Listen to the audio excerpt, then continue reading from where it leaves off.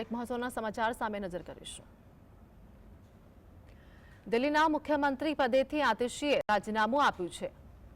મહત્વના સમાચાર વાત કરીએ કે આતિશી દ્વારા રાજીનામું આપવામાં આવ્યું। ઉપરાજ્યપાલની ઓફિસે આતિશી પહોંચ્યા હતા। દિલ્હીમાં મુખ્યમંત્રી પદેથી આતિશીએ રાજીનામું આપ્યું છે। દિલ્હીના સીએમ પદેથી આતિશીનું રાજીનામું, જેમાં દિલ્હીના એલજીને આતિશીએ રાજીનામું સોંપ્યું છે। દિલ્હી વિધાનસભાની ચૂંટણીમાં આમ આદમી પાર્ટીની હાર બાદ હાલ મુખ્યમંત્રી પદેથી આતિશીએ રાજીનામું આપ્યું છે। અમારી સાથે અમારા સહયોગી કામેશ જોડાઈ ગયા છે। દિલ્હીના મુખ્યમંત્રી પદેથી આતિશીએ રાજીનામું આપ્યું, હાલની શું અપડેટ?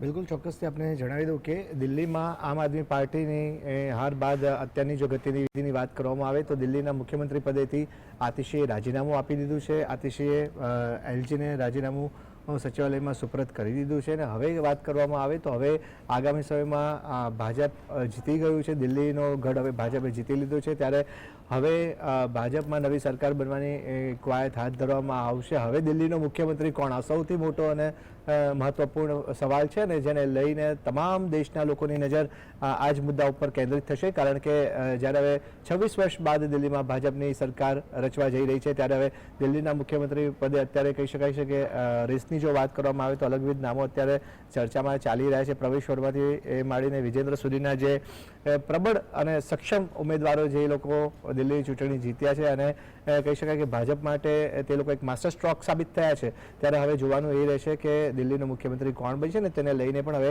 ભાજપ દ્વારા કવાયત હાથ ધરવામાં આવશે। જી કામેશ, આભાર સમગ્ર માહિતી આપવા બદલ।